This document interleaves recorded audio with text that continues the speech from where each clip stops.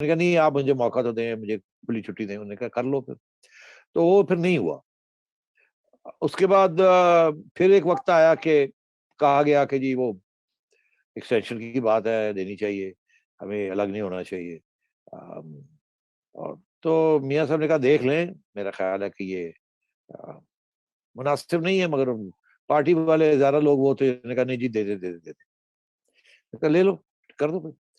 फिर ये हुआ कि वो जिस तरीके से हुआ उससे भी मियाँ साहब का इख्तिलाफ था। कि ऐसे लगा कि जैसे आप बिल्कुल ही लेट गए हैं, कोई डिस्कशन नहीं, कोई डिबेट नहीं, कोई कुछ नहीं।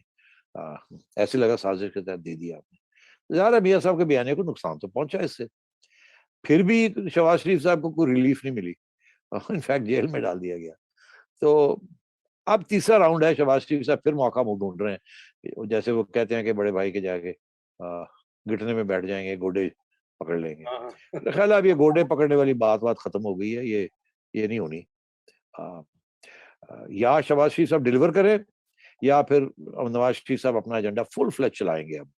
और मुझे ऐसे लग रहा है कि शहबाज शरीफ साहब का एजेंडा इस वक़्त जो है वो काफ़ी मुश्किलात का सामना है उसको, जो उनका बयानिया है। अ, आगे जाके क्या होता है, मैं नहीं कह सकता। बहुत से फैसले होने हैं जो ना इमरान खान ने करने हैं, ना नवाज शरीफ ने करने हैं, वो फैसले कहीं और होने हैं। उससे पता चलेगा आगे क्या होता है और क्या नहीं होता। तो अभी भी वक़्त है, ऐसी बात नहीं है। मगर आपके सवाल का जवाब ये है कि नवाज शरीफ साहब वापस आएँगे और आके खड़े होंगे और ऑपोज़िशन करेंगे। ख़्वाह वो जेल से करें या लॉन्ग मार्च से करें, जैसे भी करें, जेल से ही करनी पड़ेगी। मगर कम से कम वो फिर नून लीग की यूनिटी जो है वो नज़र आनी शुरू हो जाएगी आपको। जी, आपने जो मेरा 2 एक बातें। मेरा एक ज़िमनी सवाल है इस पर रज़ा। जी, जी, जी, करिए। मेरा ज़िमनी सवाल ये है कि फ़र्ज़ करें अगले साल इलेक्शन होते हैं और अगले साल नवाज़ शरीफ वापस आना चाहते हैं।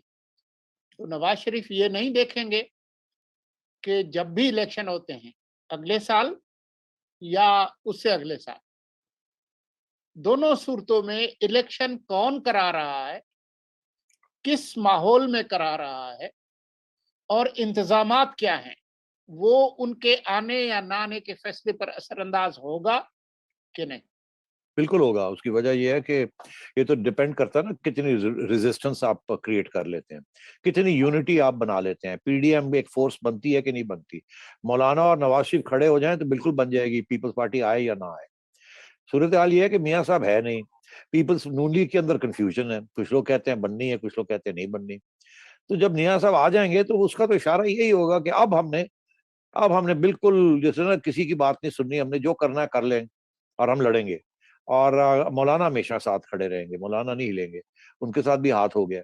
तो इसलिए मैं समझता हूँ कि मियाँ साहब का आना बड़ा ज़रूरी है और उसके साथ बहुत बड़ा फ़र्क पड़ जाएगा। एक ज़बरदस्त किस्म का सिग्नल जाएगा नून लीग के वोटर को कि हम खड़े हैं और हम लड़ेंगे और हम ये रिग नहीं होने देंगे।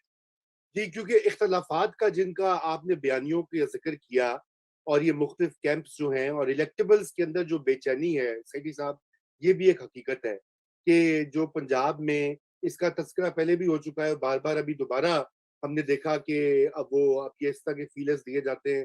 कल राना मशहूद ने कहा हुआ था कि जी, हम चाहें तो 24 घंटे में गवर्नमेंट गिरा सकते हैं। सनाउल्लाह साहब ने पहले यही बात की, पंजाब की गवर्नमेंट हम गिरा सकते हैं। बार-बार ये ज़िक्र होता है, करते तो है नहीं कुछ।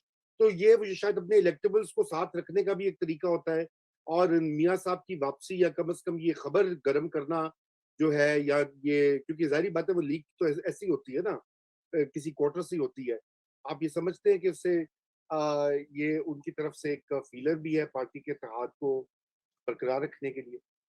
बिल्कुल जी, ये कोशिश तो होगी ना पीटीआई की भी और एस्टेब्लिशमेंट की कि नून लीग को कमज़ोर किया जाए और नून लीग के लोग तोड़े जाएँ। अच्छे लोग जो हैं विनर्स हैं उनको पीटीआई में लाया जाए। ये तो बिल्कुल दूसरी तरफ से होगा। मगर अगर मियाँ साहब आ जाते हैं तो ये फिर इतनी उस पैमाने पे नहीं होगा। फिर लोग यही समझेंगे कि मियाँ साहब आए हैं। फिर वो देखना ये होगा कि जी क्या हवा क्या चल रही है। और ये हवा आज नहीं हम कह सकते। बहुत कुछ हो सकता है फ्रॉम नाउ अंटिल देन। मईशत का हालात बड़े ख़राब हैं और भी बैरूनी मुल्कों से प्रॉब्लम्स हैं हमारे। पता नहीं क्या-क्या होने जा रहा है आगे। अभी तो वो डिस्कस करते हैं, अब इस मौज़ू को छोड़ के जाते हैं आगे। जी, बस आगे अगर हम जाते हैं, मैं आखिरी बात आपसे ये कहना चाहता हूँ कि आपके नज़दीक जो है क्या एस्टेब्लिशमेंट और मियाँ नवाज़ शरीफ के दरमियान कोई समझौता हो सकता है? शहबाज साहब के साथ तो बातचीत उनकी है, लेकिन क्या नवाज शरीफ के साथ किन टर्म्स के ऊपर समझौता हो सकता है, ये जरूरी है, क्योंकि ये भी डिसाइड करेगा या डिटरमिन करेगा कि वो आते हैं, जल्दी आते हैं या बाद में आते हैं। नहीं, देखिए मियाँ साहब ने तो एस्टैब्लिशमेंट के साथ कोई समझौता नहीं करना, फुल स्टॉप। और ठीक। एस्टैब्लिशमेंट इस वक्त बेसिकली दो लोगों की है, उनमें से एक तो रहेंगे अगले साल और एक रह जाएंगे, एक चले जाएंगे, ऐसे ही होगा। या एक मतलब एक हावी हो जाएंगे, दूसरे नहीं होंगे। तो डिपेंड तो ये करता है वो क्या चाहते हैं। और फिर आप लोग भूल जाते हैं यार, मैं देखता हूँ ये सारी डिस्कशन अवाम को सारी भूल जाते हैं। ऐसे लगता है कि अवाम तो जिथे ले जाओ मर्जी, एक ठाप लाओ थे लगी जाएगी। देखिए ऐसी बात नहीं है।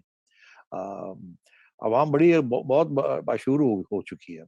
और जो मईशत का हाल है और जो इमरान खान की तनकीद हो रही है बाहर, जितना मर्जी जोर लगा लें, अगर ये बड़े पैमाने पे इलेक्शन रिगिंग नहीं करते तो ये किसी सूरत में इलेक्शन नहीं जीत सकते। और नवाज शरीफ साहब हों या ना हो, यहाँ नून लीग ही जीतेगी पंजाब के अंदर। मगर बात यह है कि अगर आ जाएंगे तो और भी ज्यादा मजबूत हो जाएगी, यकजहती हो जाएगी। मैं ये आपको बताऊं कि ये जो सारा कुछ हो रहा है, जो नादरा के अंदर और ये ईवीएम्स और ये सारे एक्सपैट्रिएट्स को वोट दिलवाना, this is all a preparation for rigging. और बिल्कुल ये पूरा प्लान बनेगा। और आपने देखा वो एक प्रेजेंटेशन अभी हुई थी कि इतनी बड़े पैमाने पे रिगिंग करने की जरूरत नहीं है। अगर आपके पास आरटी सिस्टम भी है और ये वही साहब चला रहे हैं जो कि उस वक्त चला रहे थे मलिक साहब।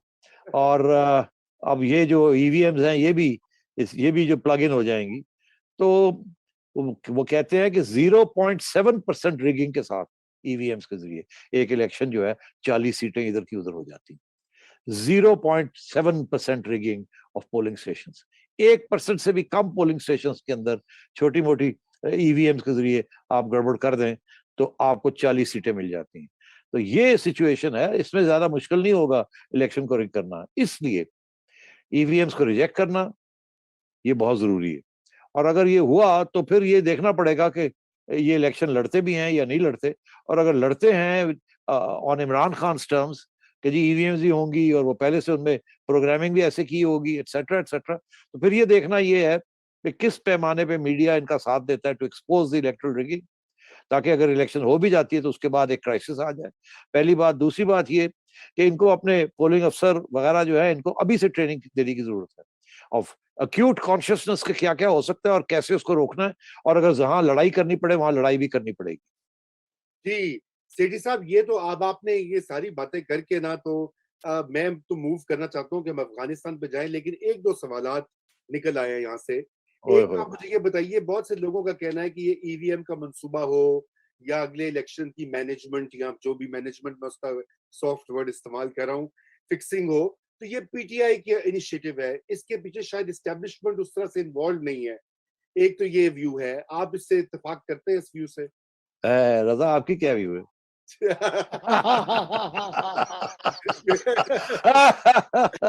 मेरा मेरा व्यू मिला-जुला है। मेरे ख्याल से कि अमे, एस्टेब्लिशमेंट कह रही है करो नहीं, तो आपने अमेरिका नया अमे, दौर भी चलाना है, आपने नया अमेरिका दौर में भी चलाना है। अमेरिका में कहते हैं गाचियो।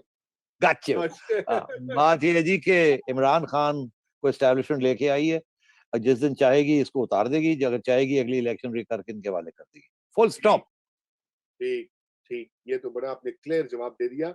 और ये जो आपने ज़िक्र किया कि अगले साल जो अगर इलेक्शन होते हैं, तो एस्टेब्लिशमेंट में आपने आला जो लीडर्स हैं मिलिट्री एस्टेब्लिशमेंट के, उन वो आपने कहा कि एक का कम असर हो जाएगा, एक का ज़्यादा हो जाएगा। ये भी इम्पैक्ट करेगा सारी चीज़ को, इस पूरी सियासी प्रोसेस को? किस हद बिल्कुल तक? करेगा। और अब आगे इधर मत बढ़े, आप रुक जाए। ठीक है, मैं रुक गया। जी, लेकिन आपने कहा कि वो करेगा बिल्कुल, बस दैट्स, मैं वो समझ गया। हमारे देखने वाले, आपको पता है ना, आजकल आपने खुद कहा है, बड़े बाशऊर है ऑडियंस, वो पिक कर लेती है फौरन। अगर आपने जो कहा है तो उसको बिल्कुल होगा।